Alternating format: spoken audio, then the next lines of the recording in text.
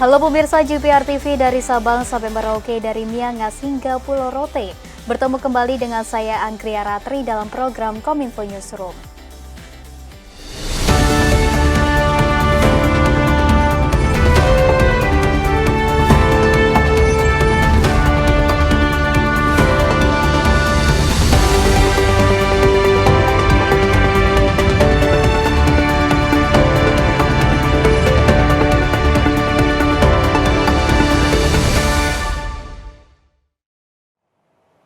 Pemirsa, kita ke informasi yang pertama. Menteri Perhubungan Budi Karya Sumadi menyatakan pergerakan masyarakat saat Lebaran 2024 akan mencapai 193,6 juta orang.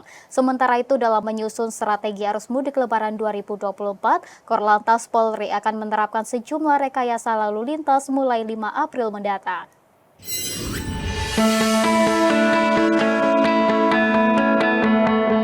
Berdasarkan survei yang dilakukan oleh Kementerian Perhubungan melalui Badan Kebijakan Transportasi, bekerja sama dengan Badan Pusat Statistik dan Kementerian Komunikasi dan Informatika, pergerakan masyarakat selama Lebaran 2024 atau Idul Fitri 1445 Hijriah di tingkat nasional diperkirakan mencapai 71,7% dari jumlah penduduk Indonesia, setara dengan sekitar 193,6 juta orang. Menteri Perhubungan Budi Karya Sumadi dalam keterangan tertulis menyampaikan, hasil survei yang menunjukkan adanya tren peningkatan potensi pergerakan masyarakat pada masa Lebaran tahun 2023, yakni 123,8 juta orang. Berdasarkan hasil survei, daerah asal perjalanan terbanyak yaitu Jawa Timur sebesar 16,2% atau 31,3 juta orang. Kemudian disusul dari Jakarta, Bogor, Depok, Tangerang, dan Bekasi sebesar 14,7% atau 28,43 juta orang. Dan Jawa Tengah sebesar 13,5%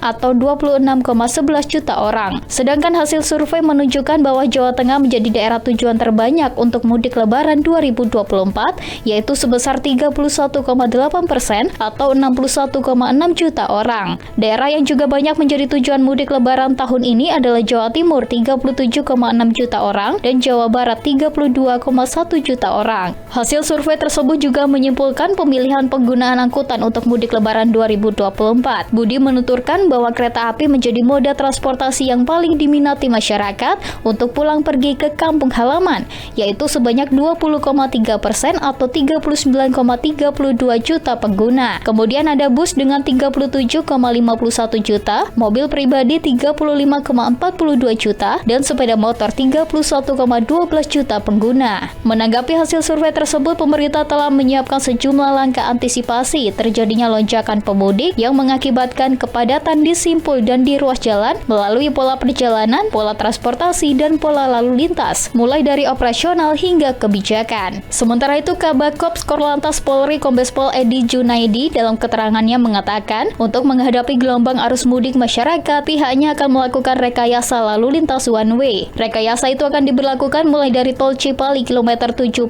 hingga tol Semarang Batang kilometer 414. Rencananya akan dilakukan di hari Jumat 5 April 2024 pukul 14 waktu Indonesia Barat sampai dengan hari Minggu 7 April 2024 pukul 24 waktu Indonesia Barat.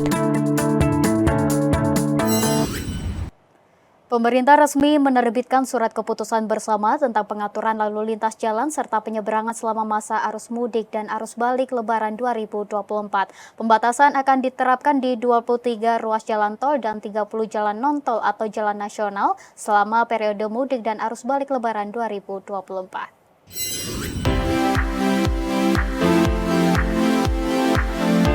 Pemerintah melalui Kementerian Perhubungan, Korlantas Polri, dan Kementerian PUPR menerbitkan surat keputusan bersama tentang pengaturan lalu lintas jalan serta penyeberangan selama masa arus mudik dan arus balik angkutan Lebaran 1445 Hijriah. Pembatasan kendaraan angkutan barang dilakukan pada mobil barang dengan sumbu 3 atau lebih, mobil barang dengan kereta tempelan, kereta gandengan, serta mobil barang yang mengangkut hasil galian, hasil tambang, dan bahan bangunan.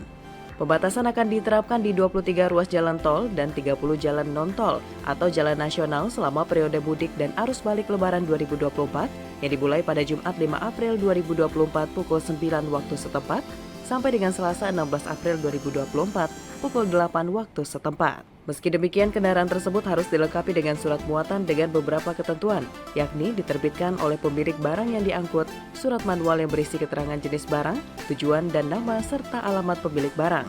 Terakhir, ditempelkan pada kaca depan sebelah kiri angkutan barang. Kita beralih ke informasi lainnya, pemirsa. Sejumlah arahan diberikan oleh Presiden Joko Widodo dalam rapat internal bersama Menteri PUPR dan Kepala Otorita IKN di Istana Kepresidenan Jakarta. Salah satunya terkait percepatan penyediaan lahan untuk investasi di Ibu Kota Nusantara.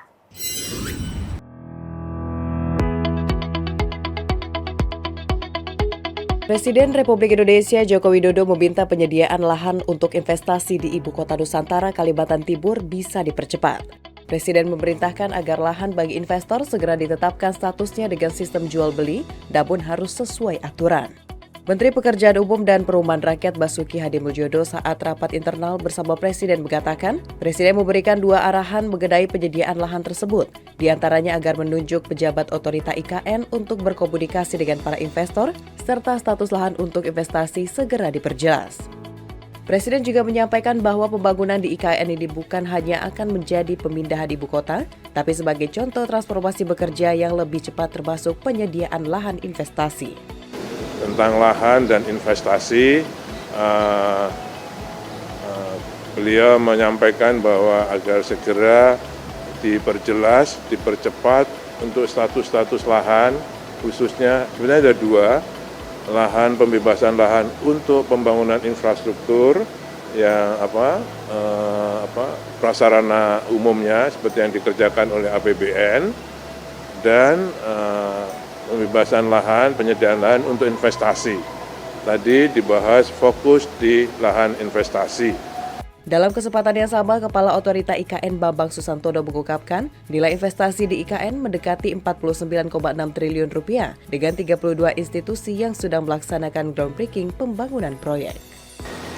Nah, itu tadi yang kita juga lihat bahwa investasi ini perlu sesegera mungkin kita realisasikan di lapangan, ya, sehingga ekosistem tadi terbentuk. Jadi di samping istana, kemudian kantor-kantor menteri, infrastruktur yang dibangun oleh Kementerian PUPR dan sebagainya, tentu akan ada juga fasilitas-fasilitas untuk publik sehingga kota itu bisa nantinya menjadi kota yang memang layak huni dan dicintai. Pemirsa, Kementerian Pariwisata dan Ekonomi Kreatif menekankan 5 konsep pengembangan pariwisata di Ibu Kota Nusantara Kalimantan Timur. Salah satunya dengan memperkuat konsep green tourism dan berkelanjutan melalui wisata glamping dan cabin di kawasan Ibu Kota Nusantara.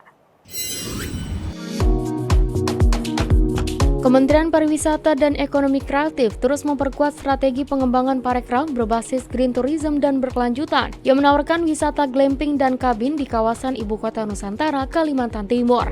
Menteri Pariwisata dan Ekonomi Kreatif Sandiaga Salahuddin Uno dalam konferensi persnya mengatakan bahwa upaya ini terus didukung melalui kerjasama 3P, Public Private Partnership, dengan memberikan pelatihan, pemasaran, dan pemodalan kepada para pelaku parekraf di Ibu Kota Nusantara. Sandiaga menekankan bahwa IKN direncanakan akan menjadi pusat kendali pariwisata dan ekonomi kreatif bagi Indonesia secara keseluruhan, dengan memperhatikan potensi destinasi di sekitarnya seperti Samarinda dan Balikpapan. Adapun destinasi wisata yang akan dikembangkan oleh Kemenparekraf nantinya terdiri dari Desa Wisata Mentawir Pengelolaan Hutan Mangrove, Desa Budaya Pampang, Kebun Raya Balikpapan, Pantai Tanah Merah, dan Bukit Bangkirai, yang diharapkan dapat meningkatkan pertumbuhan ekonomi di wilayah Ibu Kota Nusantara, Kalimantan Timur. Fasilitas glamping, cabin, dan fasilitas-fasilitas yang berkaitan dengan ekoturism itu akan diperbanyak. Dan desa-desa wisatanya juga akan menjual tadi nature, culture, dan adventure. Adventure-nya ini penting karena bagian daripada daya tarik pariwisata itu adalah menjelajahi wilayah tropical forest yang Indonesia miliki di sekitar IKN. Pemirsa, pemerintah berencana memberikan cuti melahirkan untuk aparatur sipil negara pria. Aturan baru tersebut akan termuat dalam rancangan peraturan pemerintah manajemen ASN yang tengah dibahas dengan Komisi 2 DPR RI.